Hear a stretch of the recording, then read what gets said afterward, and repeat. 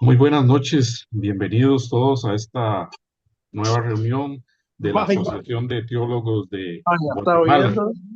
Hoy nuestro invitado especial es Luis Rogelio Garavito del CID, Luis Garavito, eh, como lo pone él mismo ahí en su pantalla. Es guatemalteco, casado desde hace 27 años con Noemí Alvarado, tiene dos hijos, Luis Pablo, de 26 años, y Abraham Isaac, de 24. Ocupación actual. Voy a hacer un resumen de lo que me envió Luis porque es un poco extenso. Entonces, ocupación actual, consultor para traducciones de la Sociedad Bíblica de Guatemala en proyectos que tiene la sociedad, especialmente en idiomas indígenas de Guatemala y de México, involucrado en 14 proyectos de idiomas indígenas y uno de lengua en señas. Biblista de, en especialidad en el hebreo clásico, en el hebreo bíblico, miembro también del equipo de revisión de la Biblia Dios habla hoy de las Sociedades Bíblicas Unidas 2020-2022, docente de hebreo clásico bíblico, docente en el Diplomado Internacional de las Sociedades Bíblicas Unidas LATAM, docente del Diplomado en Ciencias Bíblicas de las Sociedades Bíblicas de Guatemala, docente en facultades, institutos y seminarios de Biblia, fundador y director actual de la comunidad EMET, Escuela Ministerial y Equipamiento Teológico. Su formación académica, maestría en Teología Pastoral por la Universidad Panamericana y licenciatura en Teología también por la Universidad Panamericana. Otros cursos y certificaciones son muchos. También voy a hacer un breve resumen. Eh, Todas sus certificaciones y sus capacitaciones han sido prácticamente en traducción y consultoría en Sagrada Escritura.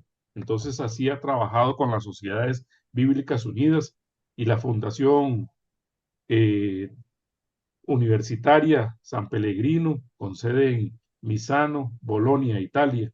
También estudió arqueología e historia bíblica en la Escuela Internacional Rothberg de la Universidad Hebrea de Jerusalén. Ha sido traductor de la Sagrada Escritura también y ha trabajado como profesor en la Universidad Bíblica Latinoamericana, Costa Rica. También sus estudios lo han llevado a tener o participar en traducción intersemiótica con énfasis en lengua de señas. Esto es muy importante por todo el tema de la inclusión, o sea, no solamente en el mundo indígena, guatemalteco y de México, sino también eh, para los que tienen que expresarse por medio del lenguaje de señas de las mismas sociedades bíblicas de aquí de Guatemala.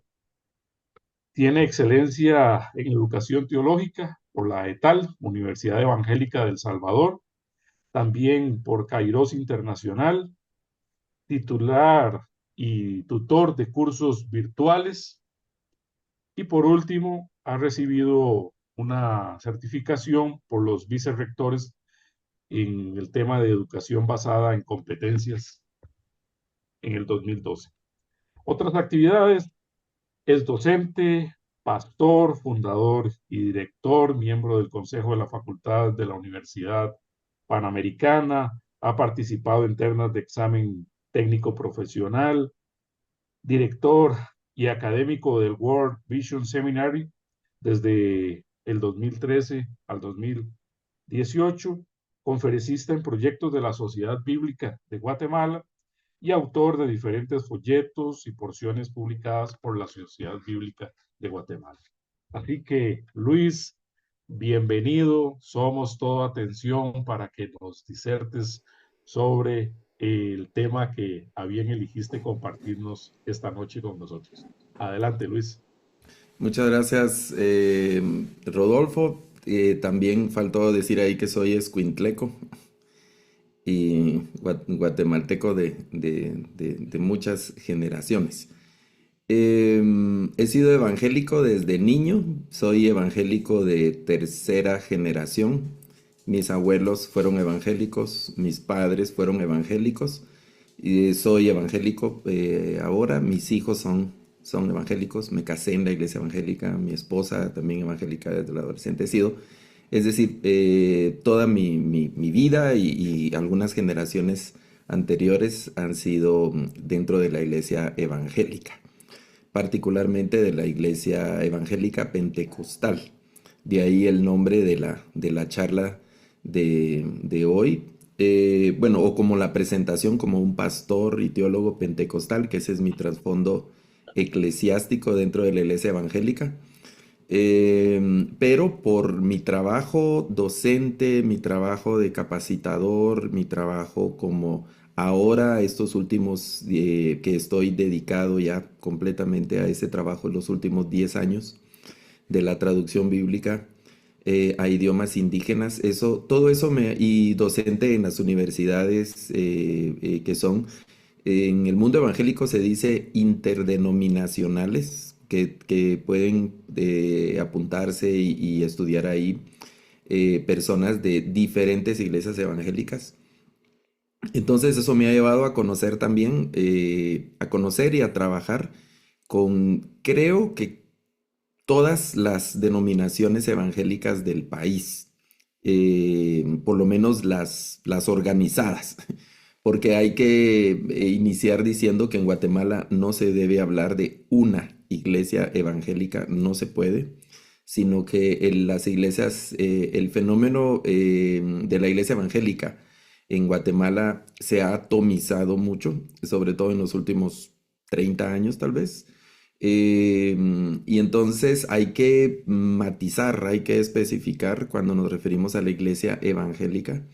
Incluso los órganos que han sido como tradicionalmente han tenido como una representación de la iglesia evangélica o se han arrojado esa representación de la iglesia evangélica, no la representan como tal, ¿no? Son títulos que en la realidad no representan el sentir o la voz unificada de la iglesia evangélica. Entonces, cuando pensamos en la iglesia evangélica, habrá que pensar cuál iglesia evangélica. En Guatemala tenemos la característica nacional de que somos multiétnicos, ¿verdad?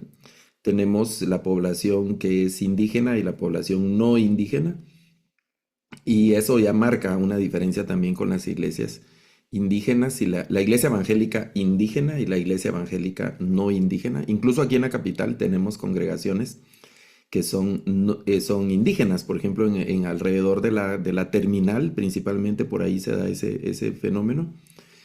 Zona 3, zona 8, zona 4. Hay pequeñas congregaciones de congregantes que son indígenas. La congregación es eminentemente indígena. Migrantes, por supuesto, de Quiché, de Sololá, de Huehuetenango, de Alta Verapaz, principalmente de Quiché y Sololá.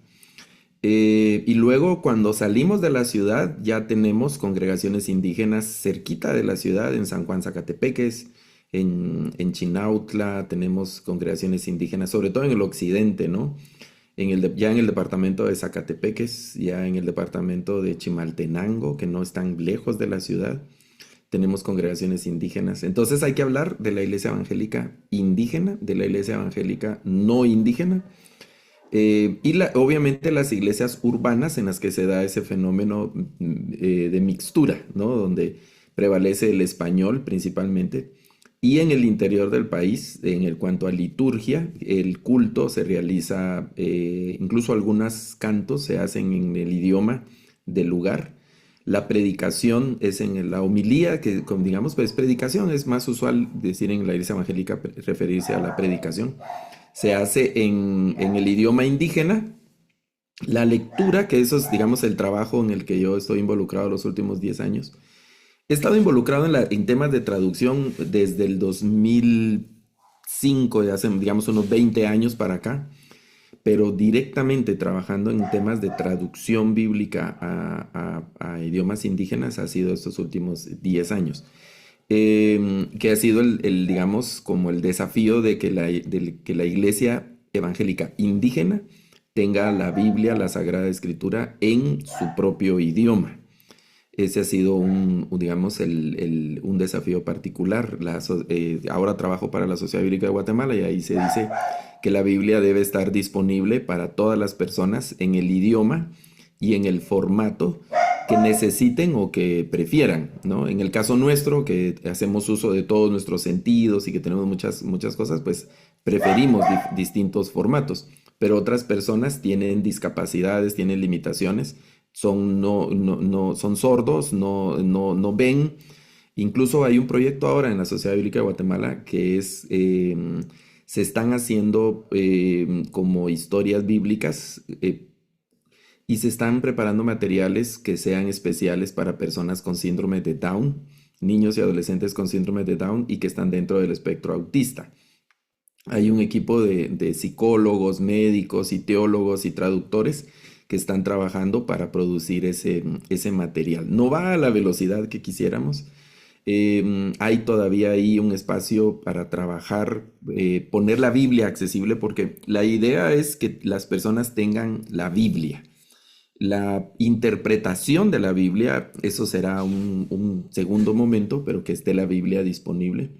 Por ejemplo, estos últimos años la Sociedad Bíblica de Guatemala se ha dedicado también a donar o a gestionar, yo creo que sería la palabra más correcta, gestionar las donaciones de Biblias en braille a diferentes organizaciones que trabajan con no videntes. La idea es que lo ideal sería que cada persona no vidente tuviera su propia Biblia, pero son como 20 y algo de tomos. También es una inversión considerable, no se puede transportar porque es muy grande. Eso sería el sueño, ¿no? Que cada ciego en Guatemala tuviera su propia Biblia en braille, que pudiera leer braille.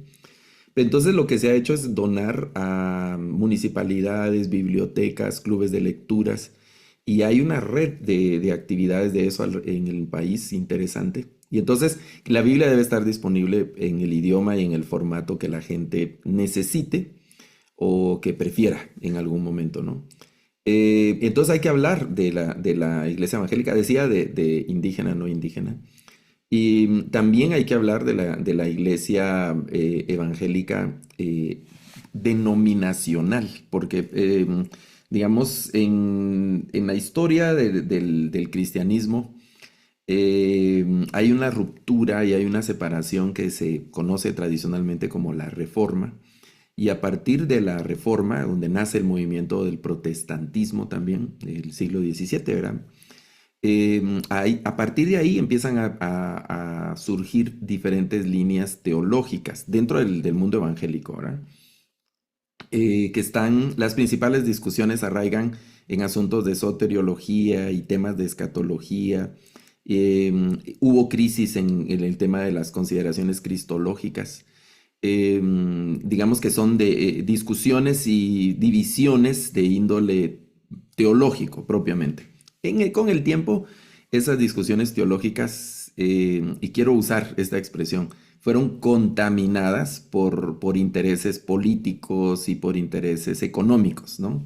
Que derivaron incluso en sangre, derivaron en violencia. No fueron solo discusiones que se gritaron en un foro y ya, eso, pues eso hubiera sido bueno, ¿no? Pero derivaron en sangre. Hace unos años, de hecho fue cuando creo que fue la celebración de los 500 años de la Reforma, y don Paco Pérez de Antón publicó un libro que se llama Reforma Sangrienta, si recuerdo bien el título, poniendo énfasis en esa historia paralela, porque normalmente los evangélicos romantizamos la Reforma, ¿no? Martín Lutero, Casiodoro de Reina, y eso lo romantizamos mucho y ponemos mucho énfasis en esa parte heroica, en esa parte, pues sí, valiente que ocurre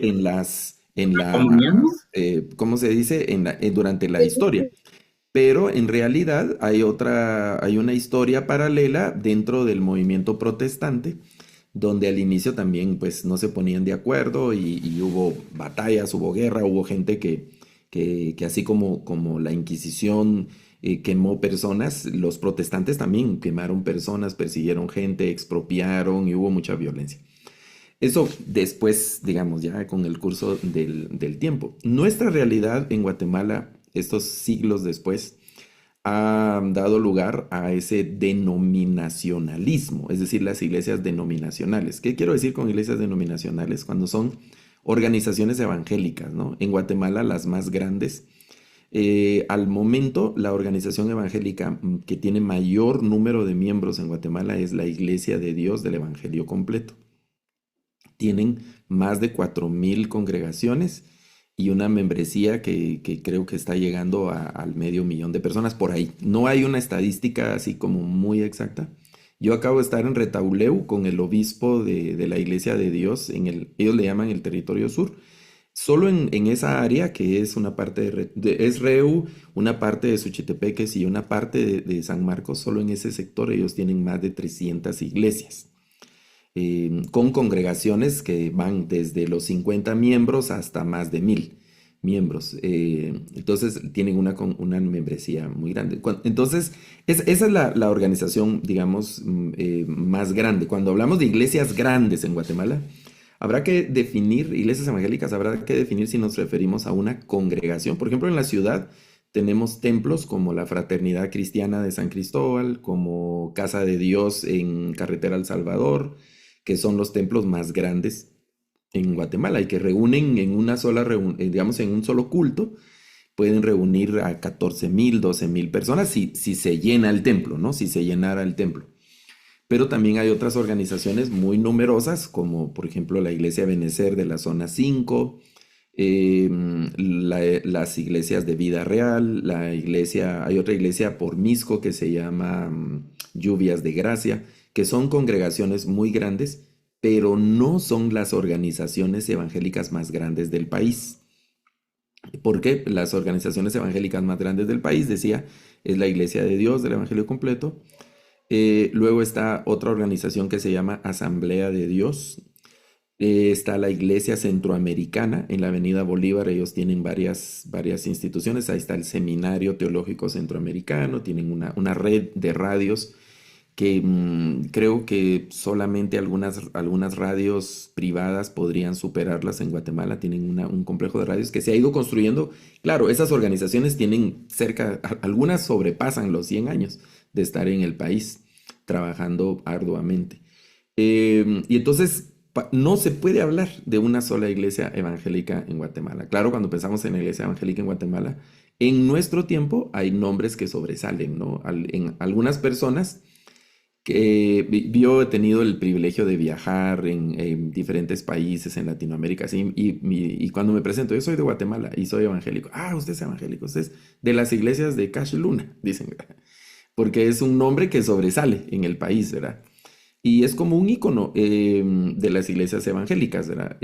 Ahí, como el título de esta charla, yo le sugería a Rodolfo, de luces y sombras, ¿no? Con esos iconos con sus luces y con sus sombras. Algunos tienen más sombras que luces, pero tienen esas situaciones. Entonces, hay un mover evangélico que no hace mucha bulla, pero que es muy ferviente y que está avanzando y que está tomando pues mayor fuerza.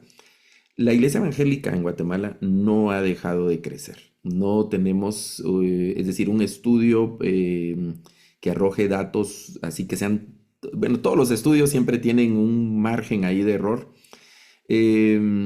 pero se considera que una aproximación más sobria del porcentaje de la iglesia evangélica en Guatemala anda entre el 44 y el 46% de la población que se considera evangélica. Con esas características que estaba diciendo, ¿no? Que no es toda de una sola organización y no todos se forman en una misma fila, sino que es el conjunto de todas las iglesias evangélicas y personas que a veces no asisten a una iglesia, pero que se consideran evangélicas por diferentes razones. Entonces no podemos hablar de una sola iglesia. Y claro, el crecimiento de la iglesia evangélica ha tenido alza, sobre todo en la década después del terremoto, particularmente después del terremoto del 76. Esa década, entre el 76, yo me animaría a extender el mayor crecimiento de la iglesia evangélica en Guatemala del 76 hasta el 90 por ahí. Fue el ritmo de crecimiento mayor de la iglesia evangélica en Guatemala. Y luego, en la década de los 90 ya el ritmo desaceleró, pero no ha dejado de crecer. Es decir, la iglesia evangélica en los próximos 20 años podría ser la mayoría religiosa en Guatemala, si sigue al ritmo que va. Y ha sido un patrón que se ha marcado también en diferentes países en Latinoamérica. Guatemala es uno de los países con mayor porcentaje de evangélicos en Latinoamérica y en el mundo. Y eso se dice a veces, nosotros los evangélicos lo decimos a veces como algo así, de hinchar el pecho. Somos un país con muchos evangélicos. Pero a veces no es tanto como de sentirnos muy orgullosos porque pues están las sombras, ¿no? De lo que hay muchas cosas que se están haciendo bien y otras cosas que necesitan mejorar y otras cosas que definitivamente deberíamos de dejar de hacer. Yo no puedo considerarme un vocero oficial de la iglesia evangélica por los asuntos que decíamos, ¿no? Porque no hay una voz que represente la iglesia en unísono a la iglesia evangélica. Se han intentado hacer algunos confraternidades algunos como de unificar eso y no se ha podido por diferentes circunstancias. Y yo quiero adelantar, creo que el principal escollo que no se ha logrado superar ha sido esa, y vuelvo al término que usé hace unos minutos, esa contaminación del evangelicalismo en Guatemala con la política. Eso ha marcado, digamos, grandes decisiones y ha hecho grandes cismas dentro de la iglesia por diferentes razones, por la instrumentalización que ha hecho el movimiento político de todos los colores y de todas las banderas con la iglesia evangélica. Ese porcentaje, pensemos en un porcentaje mucho más más cauto, digamos, que fuéramos un 35% de la población o un 30% de la población, ya es un tercio de la población, es un voto de 3 para asuntos políticos. Y entonces los políticos en todo el mundo ya sabemos que son muy, muy astutos, muy sagaces y van a tratar de capitalizar toda la cantidad de votos que puedan a través de todas las cosas. En uno de los foros, en el foro político, tuvo que haber sido en el 2015. Yo asistí, que fue un foro que se hizo en una iglesia evangélica por la zona, creo que zona 10 por ahí. Y fue después de todo lo de Otto Pérez y todas esas cosas, en ese año fue el año de elecciones, ¿verdad? Que hubo un presidente interino y luego el calendario de elecciones siguió normal. Entonces hubo un foro de presidentes y estaban todos los presidenciales ahí, que eran como 15 candidatos, creo yo, algo así. Y todos, imagínense, a mí se me hace también un asunto un tanto infantil. Estábamos en un templo evangélico, organizado el foro por organizaciones evangélicas, siendo dirigido por moderadores que eran pastores y líderes reconocidos evangélicos. Entonces les preguntaban a los candidatos políticos qué pensaban de la iglesia evangélica. Entonces todos estaban a favor de la iglesia evangélica.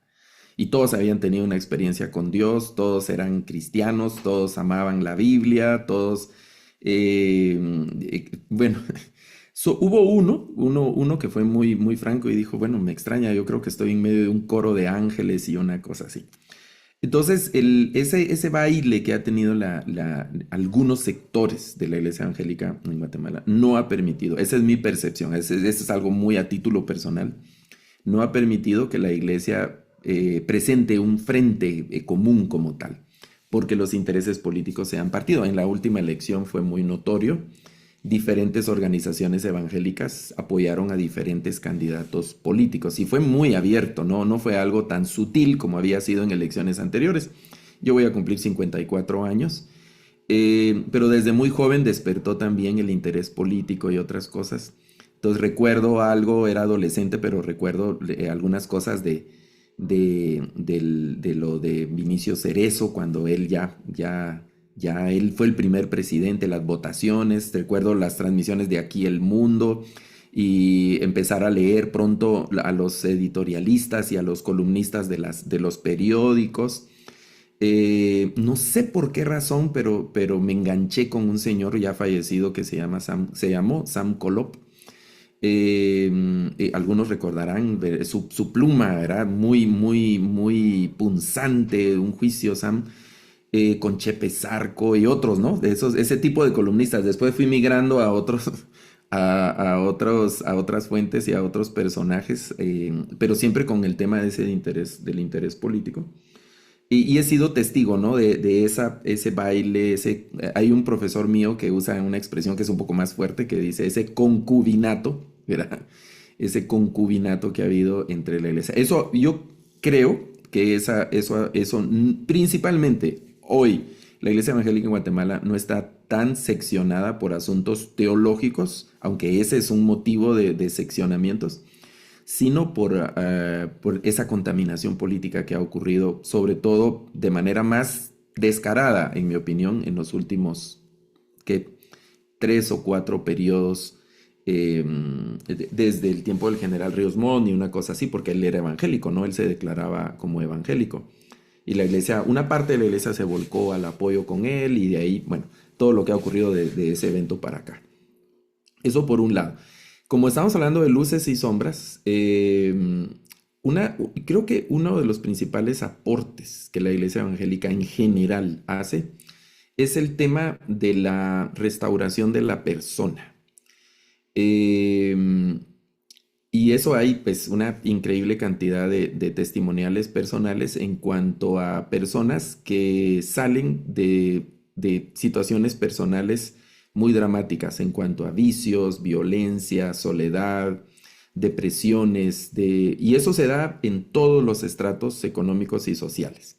No solo, sí, los evangélicos fueron bolitos, todos fueron drogadictos, todos fueron de los barrios bajos. No, no, no, eso se da en todos los estratos, porque la iglesia evangélica también pues está como es un microcosmos ahí, una muestra de nuestra sociedad. Hay personas de alto rango económico y académico dentro de la iglesia evangélica, con una experiencia de vida también dramática. En mi caso personal, a pesar de estar dentro de venir de una tradición evangélica, mis padres, particularmente mi papá, tuvo un gravísimo, gravísimo problema de alcoholismo y eso nos sumió en miseria, violencia, machetes y así armas y violencia dentro de nuestra familia. Yo era niño y fui testigo de eso, tengo remembranzas de esas cosas.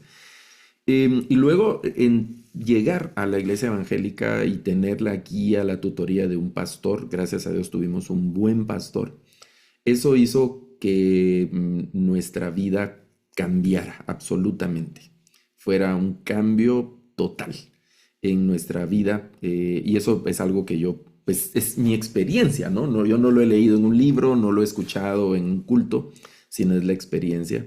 Y luego ya en mi experiencia pastoral, yo fui nombrado pastor de una iglesia cuando tenía 25 años, no me había casado aún, y estuve involucrado directamente en la pastoral por 25 años. Ahora, por la actividad de las traducciones, he dejado, en el 2020, dejé la actividad pastoral.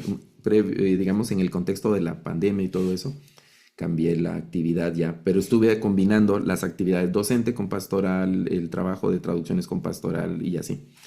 Pero desde el 2020 para acá dejé ya de manera definitiva el trabajo pastoral oficialmente. Entonces, en mi experiencia de trabajo pastoral, creo que yo nombraría eso como el principal aporte de la iglesia evangélica a la sociedad, al mundo, como y obviamente el lenguaje es impropio, creo yo, decir que es una cosa de la iglesia evangélica, porque estamos hablando del nuevo nacimiento, estamos hablando de una transformación espiritual estamos hablando de un encuentro con el resucitado, estamos hablando de algo que es un milagro de vida en la persona. No solo es un cambio de mente, no solo es un coco wash, como dicen algunos, o solo es un cambio de religión, porque el trasfondo religioso en Guatemala desde el tiempo de la conquista ha sido el catolicismo y muchos, no me animo a decir un porcentaje, pero tendría que ser más de la mitad, en mi opinión, no sé si digo un porcentaje, pero un 60%, un 70% de la iglesia evangélica en Guatemala viene del catolicismo, como un cambio, ¿no? Es decir, vienen de una familia católica y pasan a la iglesia evangélica, ahí hay un asunto. Y luego ya la siguiente generación ya son evangélicos, pero los padres salieron del catolicismo y así, y se forman. En el caso mío serían los bisabuelos, los papás de mis abuelos, que fueron católicos, y luego mis abuelos ya fueron evangélicos, y mis padres fueron evangélicos, y ya nosotros, es decir, una tradición, pero hubo un momento donde se salió principalmente que en Guatemala ese es el contexto, el trasfondo religioso general, ¿no? Los porcentajes entre la iglesia evangélica y la iglesia católica en Guatemala han ido también variando. Y por eso decía, mi percepción es que en una visión así de los próximos 20 años, si la iglesia evangélica mantiene ese ritmo o se acelera por diferentes circunstancias, podría llegar a ser la religión mayoritaria en Guatemala. Sobre el catolicismo, que es, digamos, como la expresión del cristianismo compañera en Guatemala. En muchos casos, la iglesia evangélica y la iglesia católica hacen un frente común en determinadas causas, ¿no? Cuando se habla del aborto, la ideología de género, algunas situaciones políticas y cosas, hay fuerzas que se han unido. Hace años, se recordarán ustedes que yo creo que fue Álvaro Colón que pidió y se formó un grupo que era como de gente honorable y se llamaba el Grupo de los Cuatro o el G4. ¿Quiénes formaban el Grupo de los Cuatro? Estaba el procurador de los derechos humanos de ese momento, el rector de la Universidad de San Carlos, estaba un representante, yo creo que era el arzobispo metropolitano y el presidente de la Alianza Evangélica de Guatemala. Entonces, estaba la parte de los derechos humanos, estaba la academia, bueno, no sé por qué eligieron esas instituciones, pero lo que quiero resaltar es que estaba el representante, el jerarca de la Iglesia Católica, el arzobispo metropolitano, y estaba el presidente de la Alianza Evangélica, que ha sido la organización que tiene como la representación del mayor grupo de iglesias evangélicas en Guatemala. Entonces, fue un evento y creo que fue un momento que fue un antes y un después, porque en ese momento sobresale la figura del representante de la iglesia evangélica en esos niveles políticos, ¿no? Obviamente sus decisiones no eran, ¿cómo se dice? Que tuvieran una decisión así sobre asuntos políticos, pero eran como una especie de grupo de consejeros o de gente que emitía opiniones y cosas. Y eso se mantuvo algunos años, pero dejó de funcionar, ¿no? Por diferentes circunstancias. Entonces, creo que ese ha sido, volviendo a ese punto, el principal aporte de la Iglesia Evangélica en cuanto a la transformación de la persona, que eso es particularmente el mensaje de evangelización que promueve la Iglesia Evangélica en general. El tema por ejemplo, frases como venir a Cristo, como aceptar a Cristo, y eso implica un cambio radical de vida, ¿no? Que el siguiente paso es el paso del discipulado, donde ya se aprende a vivir el Evangelio. Y ahí empiezan, digamos, algunas diferencias porque depende mucho de la iglesia donde es el lenguaje que se usa, ¿no? Depende de la iglesia donde yo acepte a Cristo. Si es una iglesia pentecostal, si es una iglesia tradicional, también se usa el lenguaje que son iglesias históricas. ¿Cuáles son las iglesias evangélicas históricas? Como por ejemplo la iglesia presbiteriana en Guatemala, que es como el templo ese que está atrás del palacio, que es ese es el primer templo evangélico en Guatemala y la primera congregación evangélica en Guatemala. Antes de eso hubo personajes que intentaron cosas, que repartieron Biblias y hay otra historia ahí que se mencionan. Hay un nombre que sobresale de un muchacho que se llama Federico Crowe, que entró por Belice y así. Pero como iglesia ya organizada es esa iglesia, es decir, la primera organización evangélica que vino a Guatemala fue la iglesia presbiteriana, auspiciada por Justo Rufino Barrios y todo eso en ese tiempo. Hay una historia ahí también. Hay varias cosas ahí que es decir, hay varias versiones de la historia. Pero el asunto es que ahí está la iglesia. Mira, ahí está la iglesia, eso es algo objetivo, concreto, ahí está la iglesia. Hay fotos, hay nombres, hay una historia. A partir de ahí, si recuerdo bien, fue en 1882, 86 que vino, tuvo que haber sido el 82, en el 82, porque el general murió en el 85. Eh, el inicio esa iglesia evangélica ya oficialmente. Luego, al principio del siglo XX, empezaron a venir otras misiones. Entonces, eso marca distintas diferencias también de la iglesia. Entonces, ¿cómo voy a vivir como evangélico? Va a ser, es decir, tampoco hay una sola doctrina de vida, porque eso depende mucho de la iglesia donde yo acepte.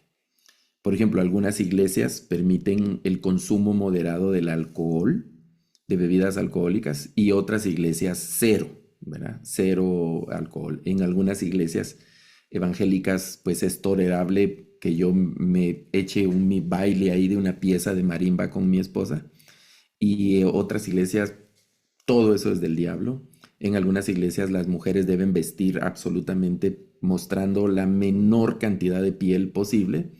Y en otras iglesias, pues el vestido de la dama es pues a discreción de la dama, siempre que se mantenga algún límite de la decencia, pero eso es muy subjetivo, ¿no? De la decencia de la persona, porque para una persona puede ser decente una cosa y para otra no. También hay muchas diferencias en cuanto a la liturgia y así.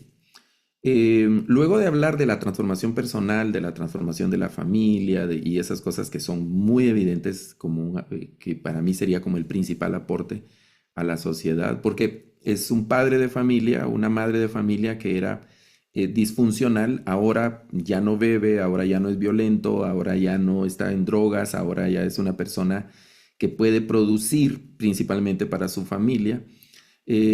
Algo que no todas las congregaciones tienen, pero yo creo que es la mayoría de iglesias evangélicas, es que se promueve mucho el progreso y el bienestar de la persona.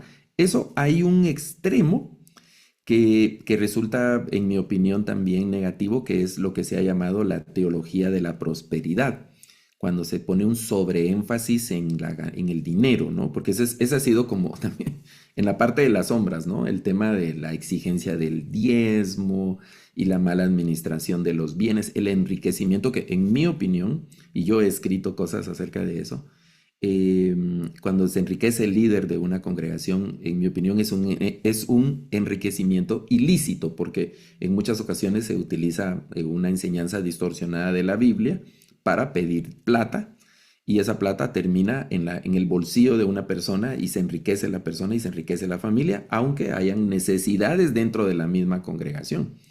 En mi opinión, eso termina siendo un enriquecimiento ilícito. La iglesia evangélica en Guatemala produce mucho dinero. Es una iglesia, es decir, es un grupo de personas, es un grupo de guatemaltecos que en conjunto hay mucho dinero, hay mucha plata. Porque otra de las cosas que hace la iglesia evangélica, que no es esencialmente malo, es que construye muchas cosas, ¿no? Ustedes pueden viajar por cualquier parte de Guatemala y van a encontrar distintos templos bien construidos, ¿no? Adornados y bien equipados. Yo hace unos años fue en el 2019, fuimos a Cubulco. Se presentó una Biblia que finalmente se terminó la traducción de la Biblia al Achí de Cubulco. Ustedes probablemente sepan que el Achí tiene variantes, está el Achí de Cubulco, el Achí rabinal. Entonces, en el 2019 fue el Achí de Cubulco y nos invitaron a visitar una congregación. Entonces, llegamos a Cubulco. Yo, primera vez que iba a Cubulco. Llegar a Cubulco fue un triunfo, ¿no? Uno llega a Salamá, yo conocí a Salamá y empezamos a subir las montañas. Las montañas es un paisaje, Guatemala es un país tan hermoso y es impresionante la belleza de Guatemala. Empezamos a subir, llegamos a Cubulco, al fin llegamos a Cubulco. Pero la iglesia no estaba en Cubulco, la iglesia estaba todavía más arriba en unas montañas, entonces dejamos los vehículos que nosotros llevábamos y nos pusieron en los vehículos de ellos y empezamos a subir la montaña. Llegamos a un lugar, obviamente ahí ya era terracería, llegamos arriba en una montaña y de ahí dejamos los vehículos y aquí hay que caminar en una veredita, ¿verdad?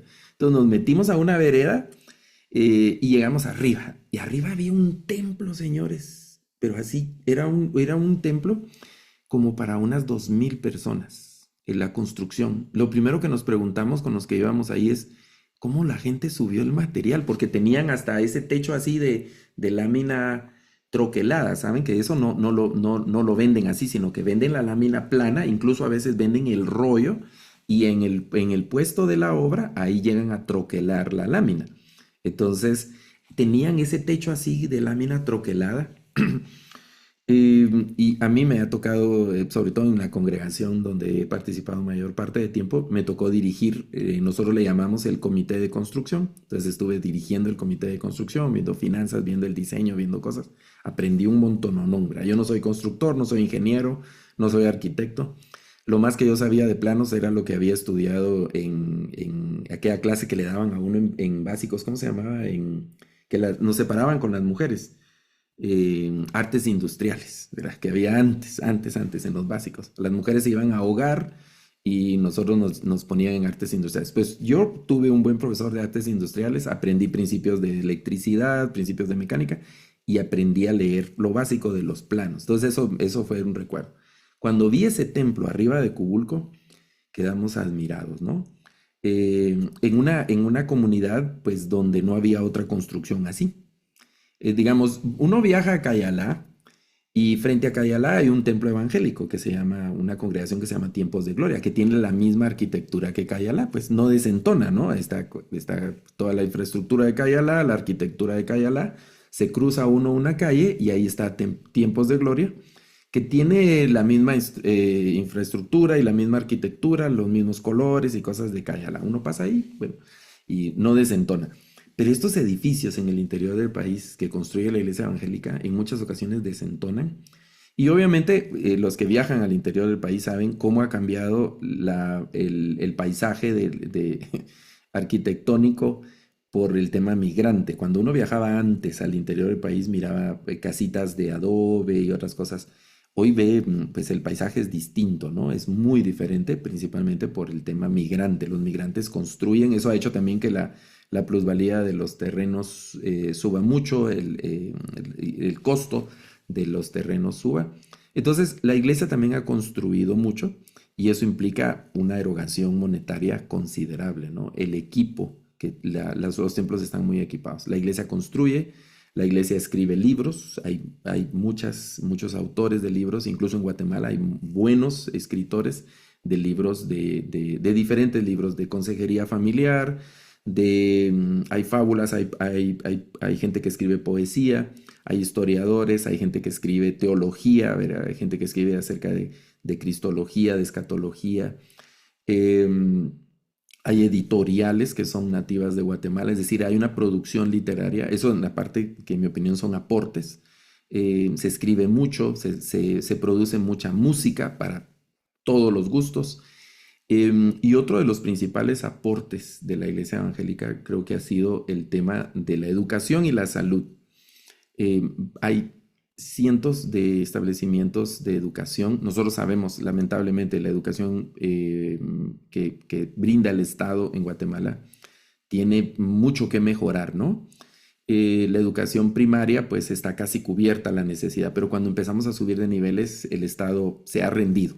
La educación superior, bueno, no es superior, secundaria, em, pues digamos, en un pueblo hay una escuela de primaria y si el chico quiere estudiar, los jóvenes quieren seguir los básicos, entonces tienen que ir a otro pueblo. Y si quieren estudiar algún bachillerato o algo, tienen que ir a la cabecera departamental o a otro municipio porque se escasea mucho. Entonces, ese vacío, esa necesidad la ha cubierto la iglesia evangélica con cientos, no sé una estadística, hay una asociación de colegios cristianos en Guatemala. Esos colegios cristianos son colegios evangélicos en Guatemala. pero no conozco el número ahora de colegios evangélicos en Guatemala.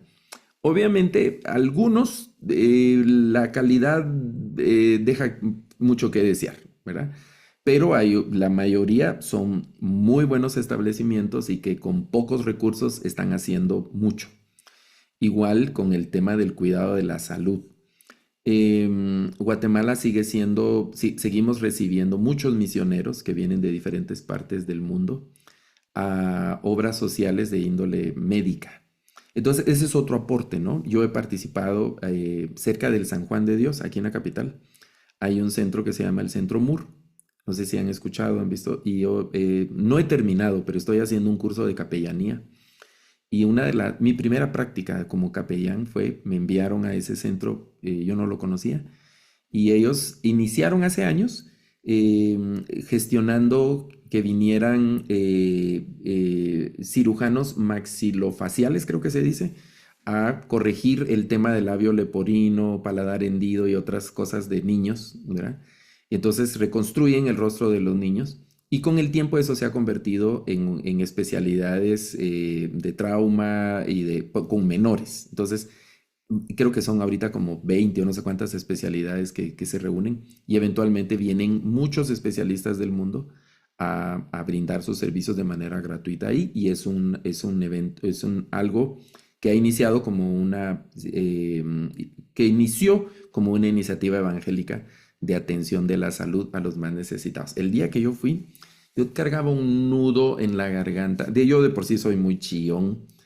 Lloro viendo Bambi.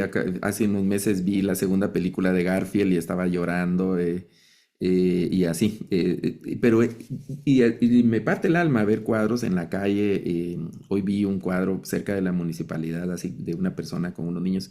Me detuve un rato y ahí, bueno, pero ese día vi los niños, ver que ese día llegaban niños que iban a ser operados de labio leporino y fue una experiencia muy dramática. También hace unos años estuve trabajando en un ministerio que repartíamos literatura bíblica.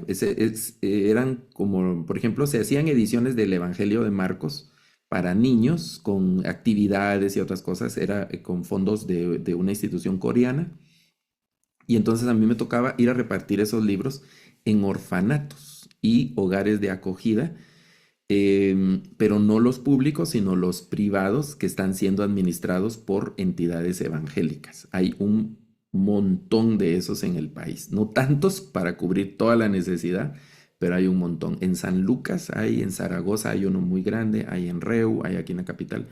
Y entonces ese es otro aporte de la iglesia evangélica, gestionar todas esas cosas. Claro, está la parte de las sombras.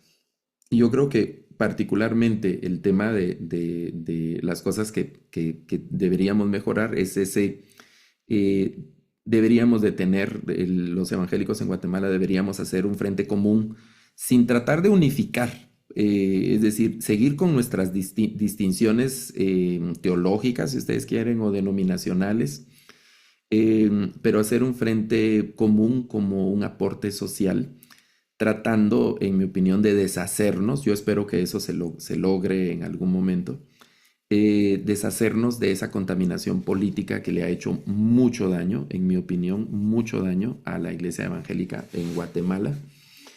Em, los representantes que han estado en puestos políticos públicos y que se han nombrado evangélicos han dejado mucho, mucho que desear. Hemos tenido presidentes que se han identificado como evangélicos y pues son una vergüenza. Diputados que son evangélicos y que una absoluta vergüenza. Creo que lo han hecho mejor muchos alcaldes que han sido evangélicos. En el interior del país hay alcaldes que se han reelegido ya varias administraciones y son evangélicos. Y la gente está contenta. Es decir, en el municipio no todos son evangélicos. Y la gente lo vuelve a elegir y lo vuelve a elegir. Incluso en municipios donde los evangélicos no son mayoría. Los alcaldes evangélicos, digamos, han hecho una buena gestión en su mayoría. Pero creo que esa parte se debe mejorar. creo que hasta el momento ese ha sido el principal conflicto que la iglesia evangélica ha tenido. Claro, luego están los conflictos que yo diría como obvios o naturales que tienen que ver con las carencias humanas, ¿no? Pastores que son adúlteros, por ahí que un evangélico mató a otra persona en un arranque de ira, que descubren que hay un evangélico que es cabecilla de una banda o narco y cosas como esas, ¿no? Que creo yo que no solo es, y no lo digo como una justificación ni nada de eso, porque no es ese mi propósito esta noche. No lo digo como una especie de acuchuchamiento, nada, sino que creo que son situaciones que se dan en todos los índoles, en todos los cuadros y en todas las escenas y en todas las religiones. Claro que eso es como más escandaloso, ¿no? Por el hecho de que debe ser una persona que debe tener un estilo de vida, se espera, se le exige que tenga un estilo de vida distinto y no. Entonces, creo que esos casos, eh, yo no quiero sonar fatalista, pero creo que eso van a seguir sucediendo y van a seguir sucediendo. Ojalá que no con tanta frecuencia, pero eventualmente eso va a ocurrir. Yo de niño, tal vez algunos recordarán ese nombre, yo de niño era muy admirador de un evangelista que salía en la televisión, que se llama, hace no tanto tiempo falleció, que se llamaba Jimmy Swaggart. Predicaba, tocaba el piano bueno, a mí me gustaba mucho, yo era niño y me gustaba mucho ver en la televisión, teníamos una televisioncita en blanco y negro y ahí salían sus programas, no recuerdo qué día salían sus programas pues a mí me gustaba mucho, ¿no? Y oh sorpresa, don Jimmy Swaggart con un problema de pornografía, prostitución y trata de personas, una cosa así, fea, muy, muy fea. Entonces, y creo que esos escándalos, yo quisiera ser como una voz profética y decir, ya nunca más van a ocurrir. Pero creo que esas carencias que pertenecen no a una religión, sino pertenecen a nuestra humanidad con cualquiera de las expresiones religiosas que sean y cualquier etnia que sea, van a seguir ocurriendo, ¿no? En esa parte. Bueno, eh, Ya, Luis, ajá, aquí, podría seguir, pero para poder darle la palabra a los claro, claro, asistentes. claro, claro. Sí, Rodolfo. Gracias, Luis. Ujú, Mientras se anima la gente, Luis, una pregunta para ir rompiendo el hielo. Yo admiro mucho el trabajo que hace las sociedades bíblicas en general, y ahora que sé que estás detrás de ese equipo, pues más, ya le pongo al menos un rostro eh, a ese equipo, el tuyo, en la traducción de la Sagrada Escritura a los diferentes idiomas y principalmente a los nativos, a los autóctonos de Guatemala y México. Sin embargo, me queda una duda, no de la traducción en sí, que esa no dudo y ujú. se me escapa al menos a mí a mis conocimientos, sino más bien el vínculo que hay entre esa traducción y el impacto hacia las culturas indígenas. No sé si queda clara la pregunta, o sea, el tema sería de fondo, dicho en el lenguaje nuestro, digo nuestro católico, el impacto si es una inculturación, es una aculturación, es una transculturación, eso, o sea, cómo hacer ese vínculo al hacer la traducción. ¿Cómo lo han visto ustedes? ¿Cómo lo han trabajado por ese lado?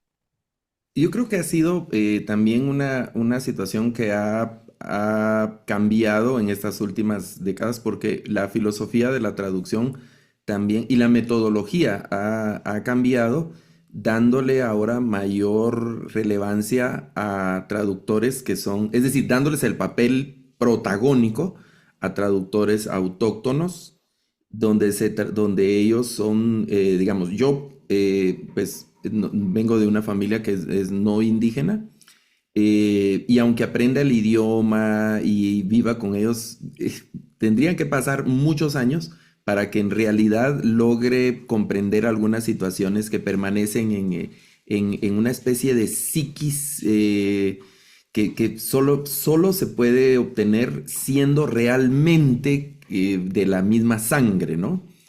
Y entonces ese papel protagónico ha hecho que las traducciones tengan un mayor impacto porque el sabor del idioma es un sabor original, si puedo usar esa expresión. Y entonces, en la iglesia, dentro de la iglesia evangélica, el evangelismo, es decir, la iglesia evangélica es una iglesia que creo yo que eso sí lo tiene claro la mayoría de las iglesias evangélicas, es el hecho de la expansión, la evangelización. Se están haciendo siempre invitaciones y el portar el mensaje en el idioma de la gente ha sido de mayor impacto, ¿verdad? Y eso ha logrado que haya una especie no es tanto una transculturización, porque ya es dentro de los mismos personajes o hermanos de la misma etnia, están haciendo ese trabajo. En mi caso, yo acompaño la traducción, porque yo no hago la traducción a lenguas indígenas, ¿verdad? Sino que acompaño, superviso, reviso cuando son, para que la traducción vaya acorde a lo que dice el texto bíblico, a lo que dice las lenguas originales, el hebreo, el griego, el arameo.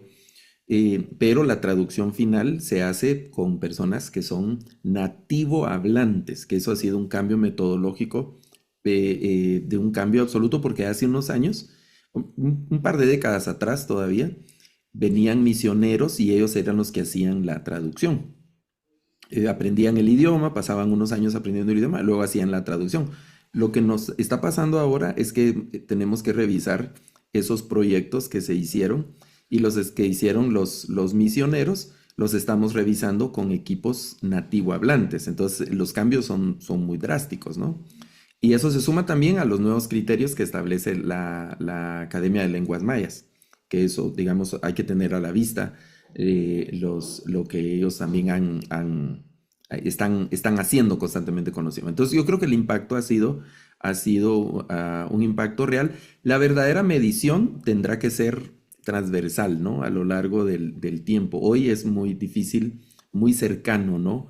Lo que está ocurriendo. Es como los procesos de evangelización, los procesos que en el curso de los próximos 10 años, próximos 20 años, podemos hablar de un impacto. Y entonces ya no es un extranjero viajando a otra cultura, sino es algo que surge de la misma cultura. Yo he aprendido un montón y ahora que he estado involucrado, me toca ir a las comunidades, estar con los hermanos, estoy aprendiendo quiché y aprendiendo algo de cachiquel también, pero estoy trabajando con mam, con ishil, con quechí, con zipacapense, con diferentes mam, y así. Entonces, uno aprende diferentes cosas. Por ejemplo, una de las últimas cosas que estuvimos discutiendo, que son también cruces que se han dado entre el cristianismo desde la conquista de la colonia con los idiomas mayas. En los idiomas mayas, la mayoría de idiomas mayas, para agradecer, se usa la palabra matiosh, y hay variantes. Puede ser con L, mal, tiosh, con N, mantiosh, otros dicen con P al inicio, pantiosh y así. Pero siempre está al final ese tiosh, que es una vocalización, una adaptación de Dios. Y entonces la idea es como por Dios o debido a Dios o Dios lo produjo. Siempre es una referencia al Dios, pero no al Dios indígena, porque la teología maya no hay una concepción estricta no hay un teísmo como el teísmo cristiano, digamos, ¿verdad? Sino que son señores y otras cosas. Está el ajau dentro de la cosmovisión indígena maya. Pero ese Dios es algo interesante de esos cruces, pero eso viene de la herencia, la influencia cristiana dentro de por ejemplo, para decir alma, la mayoría de idiomas mayas usan la palabra ánima, que es latín, ¿verdad? Usan ánima y luego algunos lo traducen como corazón, ¿verdad? Mi corazón, tu corazón, puede ser ánima, guánima, pero es una adaptación también del latín. Hasta ahí. La interiorización, digamos, en esa antropología maya es el kush, en el caso del quiché y el cachiquel, que no es necesariamente el corazón, sino literalmente sería como el centro en esa antropología de lo no físico que en el pensamiento maya se considera. Y ahí están todas las emociones, ¿no? En esa parte. Entonces creo que esa nueva metodología ha sido más efectiva en cuanto a la autenticidad de las traducciones y al impacto real que van a ocurrir porque la gente lo toma como propio. Y la experiencia que hemos tenido es que ha sido una recepción muy, muy buena. Se están produciendo también paralelamente a la Biblia materiales para niños en la variante local. Y entonces eso se va como pan caliente. Quisiéramos tener todos los recursos para poder imprimir las cantidades que se necesitan, pero se imprimen 5,000, 10,000 ejemplares a veces y se van así, pero en las escuelas, en una escuela pueden haber 900 alumnos, que es una cosa impresionante, en las escuelas de los centros urbanos, en los departamentos. Y entonces, y eso, ¿por qué es tan efectivo? Porque la gente siente ese sabor, ¿no? Es como cuando viajas y te dan tortillas en Miami, por ejemplo, ¿verdad? Pero no son las mismas tortillas, ¿verdad? Y, entonces, luego cuando vienes sientes, ah, qué rico, ¿verdad? Es ese tipo de experiencias. Connie, tenía la Connie mano tiene levantada. una pregunta también. Sí, buenas noches y muchas gracias, Luis. De veras muy enriquecedor tu participación y todo Con gusto. lo que nos has compartido hoy. En el mes de mayo, precisamente a cargo de Rodolfo y otra persona, llegó a la Sociedad Bíblica, a la Universidad Rafael Landívar, y llevaron varias traducciones de la Biblia. A raíz de eso, pues yo me sentí bastante interesada y comencé a tocar puertas en algunos institutos bíblicos evangélicos, porque estoy muy interesada en estudiar Biblia y algún diplomado en Biblia.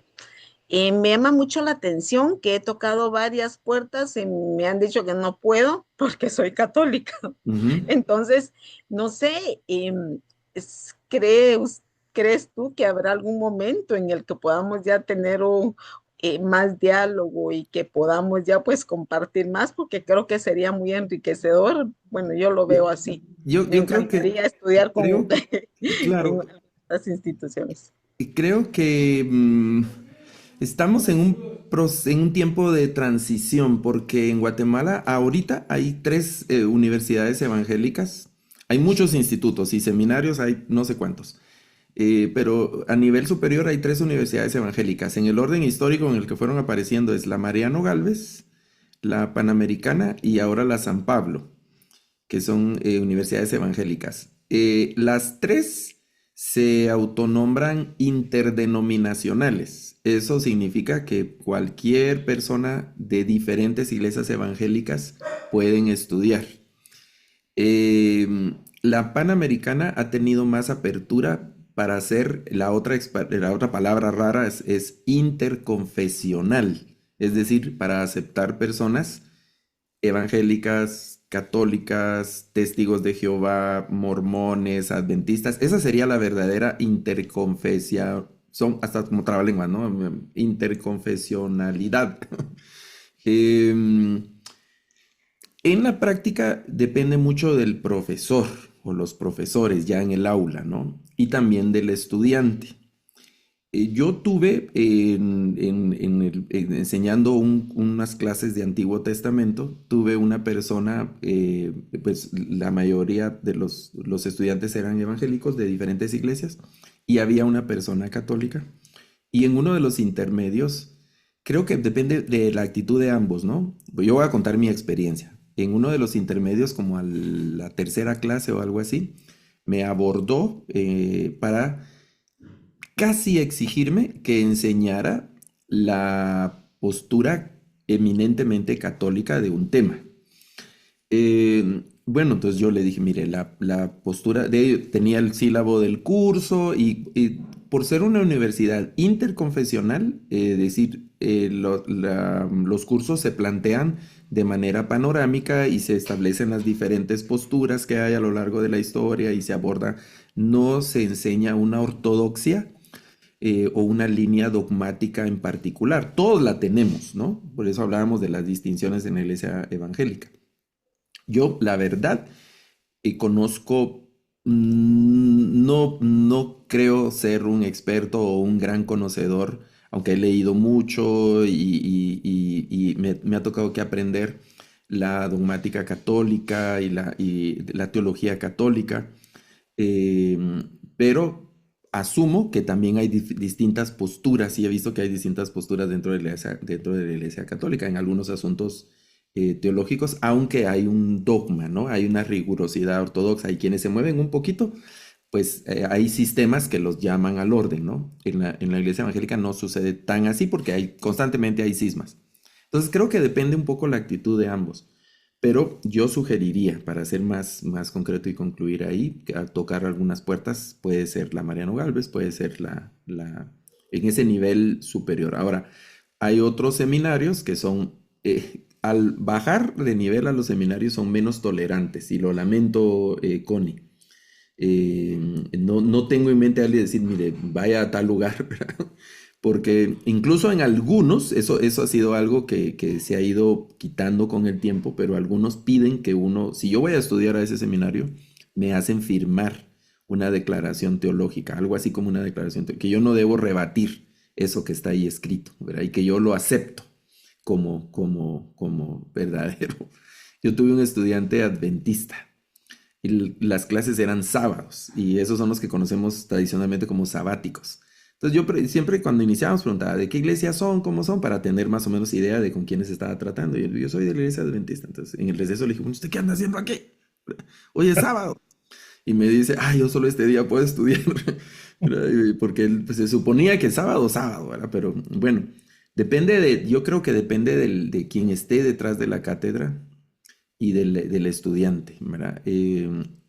Como un movimiento osado, no se trata de mentir, pero podría intentar en algunos casos inicialmente, si le ponen como un requisito, no reconocer que soy cristiana, ¿verdad? Eh, Voy a una iglesia cristiana, ¿verdad? Porque no está mintiendo, y iniciar, ¿verdad? Otra forma, pues eso sería más autodidacta, ir a YouTube, y ahí hay pues una increíble cantidad de cursos de personas de altísimo nivel de manera gratuita. Ahí uno puede aprender también distintos temas. Y si hay algún tema en particular que le interese, Connie, Rodolfo tiene mi contacto, me puede escribir y con mucho gusto yo puedo referirle algunos libros o algunos videos que le puedan ayudar. Muchísimas gracias. Ok, gracias Luis, de veras muy amena la intervención tuya, muy clara. Ahora, en lo personal, yo veo una luz de los evangélicos, cristianos evangélicos, aquí, y es esta, que fueron el acicate para que nosotros, como Iglesia Católica, fuéramos y abriéramos las puertas y las ventanas y que podamos ahora todos los católicos leer la palabra. Porque antes del Concilio Vaticano, el sacerdote era el único que leía la palabra, los sacerdotes, ¿no? Y nada más, y todos los demás católicos solo íbamos a la misa y lo que escuchábamos ahí, punto. Sí, no había Biblias en español, por ejemplo, ¿verdad? Exacto, pero después de esto, obviamente tenía que haber una reforma en la Iglesia Católica porque había una desbandada, por decirlo así, hacia las iglesias cristianas evangélicas y entonces tenía que pasar algo en la Iglesia Católica. Así es mi percepción, ¿ok? Y entonces viene el concilio que abre las puertas de ventanas y entonces nos abre el mundo a todos los católicos. Ahora podemos leer la palabra, ahora podemos discutirla, ahora podemos estudiarla, ahorita podemos hablar y todo lo demás. Y eso realmente es, creo, una luz de los cristianos evangélicos para la Iglesia Católica. Y eso es lo que pienso. Sí, mi observación de el tema de traslado de miembros de una iglesia a otra, creo que ha obedecido también un poco, y eso pasa en algunos segmentos de la iglesia evangélica. Las iglesias han dejado de responder a la verdadera necesidad de la persona. Claro, claro. Y algo esencial, que ese es un riesgo latente para ambas expresiones del cristianismo, es perder el sentido de comunidad, que ese es el desafío de las iglesias en la ciudad. Hoy pensé, viendo ese cuadro que les decía frente a la Municipalidad de Guatemala hoy, las ciudades son muy crueles. Las ciudades, el hombre de la ciudad se deshumaniza si no andamos con cuidado. nos volvemos el corazón se nos vuelve de concreto y plástico. Dejamos de sentir y eso se pasa a la iglesia. La iglesia se convierte en un sepulcro blanqueado. La iglesia se convierte solo en una caja de resonancia de alabanzas y recitaciones vacías, que fue con lo que se enfrentaron los profetas. El primer capítulo de Isaías es dramático. Dios les dice, pues estoy harto de sus canciones, estoy harto de sus sacrificios, estoy harto de ustedes. A menos que cambien, y creo que nosotros hemos puesto eso. Yo he visto en el interior del país, porque he tenido algún contacto con parroquias en el interior del país, que son más fervientes en cuanto al cuidado de la comunidad. Es el sentido parroquial en sí mismo, ¿no? De la gente, del trabajo congregacional, el trabajo pastoral. Creo que en nuestras ciudades, y eso es una carencia en ambas expresiones del cristianismo, si el Señor recorriera nuestras calles y nuestras avenidas, se subiera al Transmetro y recorriera ahí nuestras calles, en las poquitas calles donde hay Transmetro, nos vería como ovejas sin pastor, siendo depredadas por múltiples depredadores. Y entonces se preguntaría, bueno, ¿y los pastores? Como el capítulo 36 de Ezequiel, si recuerdo bien, de esos pastores malos, o el asalariado que dice Juan 10, que ve el lobo y se va, ¿verdad? Ve a los ladrones, porque es un asalariado, no le importa la oveja. Creo que eso ha ocurrido, ¿verdad? Personas, fíjense este viaje, este peregrinaje. Hay personas que salen de la iglesia católica, pasan a la iglesia evangélica y se desencantan de ambas y se van, ¿verdad? Entonces se convierten en personas que ese es un... hoy dicen algunos que entre los evangélicos y los católicos ya no superamos el 90% de la población y que esa es una percepción, ¿no? Habrá que ver mediciones, pero que los agnósticos, el número de agnósticos crece y puede llegar a convertirse en la mayoría, como pasa con Uruguay, por ejemplo. Yo he formado parte de algunos diálogos de un tanque de pensamiento de filósofos, humanistas y así. Hay juristas y otros de Uruguay, y es yo creo que es la nación más secular de Latinoamérica, en porcentaje, ¿verdad? La iglesia evangélica es mínimo, la iglesia católica también ha perdido mucha, mucha fuerza, pero es ese desencanto porque no hemos logrado como congregación. Decimos una cosa, predicamos muy lindo, pero realmente ya el uno a uno fallamos mucho, nos fallamos, nos ofendemos, nos traicionamos, nos estamos poniendo, como decimos en Guatemala, zancadilla, nos estamos envidiando, nos estamos haciendo un montón de cosas. Entonces, creo que ese ha sido un desafío para ambas expresiones de esa gente que se ha desencantado. Yo tuve un diálogo con una persona hace un tiempo y me decía, mira, yo ya no soy católico, pero no voy a ser evangélico. Entonces, estábamos conversando como amigos y yo, pues vos no tenés que decir nada, ¿verdad? Vos busca a Dios, lee tu Biblia, hace lo que tu Biblia dice, ora al Señor, que Él te guíe, te hable. Porque él me dice, ya no voy a ser católico, pero no voy a ser evangélico. Me dice así porque él sabía que yo soy evangélico, ¿verdad? Entonces, y de hecho yo me quedé así como, venite a la iglesia, algo así, lo iba a invitar, ¿verdad? Pero él, pues, su experiencia ha sido una experiencia que no muy grata. Y pues sí, esa es la experiencia de mucha gente. Entonces creo que ha sido un desafío. Y tocaste algo, hermano Oscar, algo muy importante y es el tema de la Biblia. Creo que ahí es donde está nuestro principal desafío, el abordar las escrituras de manera consciente, estudiarlas y no tenerlas solo como un souvenir de nuestra cristiandad, como un sticker ahí en nuestro bumper o como un artilugio ahí en nuestra vitrina o en nuestras libreras, sino tenerla en el corazón, ¿verdad? Que ahí anide esa palabra y que nos vaya dando una transformación mental y que eso se vea en la forma en la que vivimos, en la forma que actuamos, ¿verdad? Que eso sea real, porque esos porcentajes se extrapolan a diferentes. Si hablamos el 90% de cristianos en Guatemala, porque la ética católica y la ética evangélica no es muy diferente. Leemos las mismas cartas del apóstol Pablo, de donde deriva el comportamiento ético. Entonces eso sería el 80% de cristianos, 90% de cristianos en Guatemala. No debería haber corrupción, no debería haber violencia, no debería haber narcotráfico, no debería haber trata de personas, no debería haber pedofilia, no debería haber ese horroroso turismo pedófilo que hay ahí debajo de las aguas en nuestros centros turísticos. Cada cierto tiempo descubren una nueva red que brota y brota y brota, principalmente en la antigua Guatemala y lugares como esos, ¿no? No debería existir eso, no debería existir la pobreza, no debería existir niños con desnutrición, deberíamos de tener buena educación, deberíamos de tener buenos diputados, buenos alcaldes, buenos presidentes, porque tenemos 90% de cristianos, ¿verdad? Deberíamos de vivir en un paraíso. No estamos siendo cristianos, mentira. Estamos siendo cualquier otra cosa menos cristianos. Y estamos en el mismo costal. Llamémonos evangélicos, llamémonos católicos, llamémonos como nos queramos llamar. No estamos haciendo realmente bien, no estamos llevando bien el mensaje del que nos decimos portadores, ¿no? Ese es un desafío latente para ambas expresiones. Gracias, Luis. De verdad es muy ameno escucharte. Y aquí pasaríamos toda la noche, creo yo, conversando, pero también Yo el estoy en tiempo mi es algo. casa, tengo aquí cerca la cafetera. Hagamos una vigilia, pues, así. Vamos a programarla. Bueno, queremos darle las gracias a Luis por su intervención. Muy amena, muy enriquecedora. Gracias, Luis, de nuevo. Esperamos contar contigo en otras oportunidades Con gusto.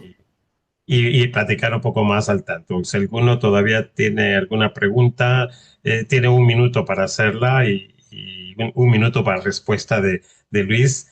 En todo caso, si no, los invitamos a la próxima reunión el próximo mes. Estén atentos, ya les llegará la invitación. Y gracias por su participación. Nos vemos en la siguiente. Feliz noche. Bendiciones. Gracias, Rodolfo. Gracias, Bendiciones a Luis, y todos. feliz noche. Bendiciones. Igual, gracias. Saludos a tu esposa y a tus hijos. Gracias, gracias. Bendiciones.